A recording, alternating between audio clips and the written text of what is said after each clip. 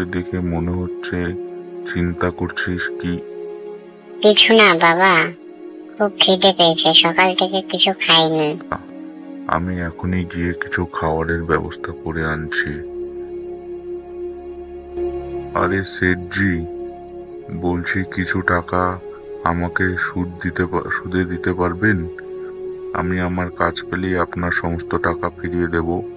আরে না না সেঠজি, একে টাকা দিয়েন না। এর আগে এ আমার থেকেও টাকা নিয়ে আমাকে এখনো টাকা ফিরিয়ে দেয়নি। না না, আমার কোনো কাজ নেই তো এখন, তাই আপনার টাকাটা দিতে পারছি না। আরে তুই কি পাগল নাকি? আমি তোকে টাকা ধার দেবো?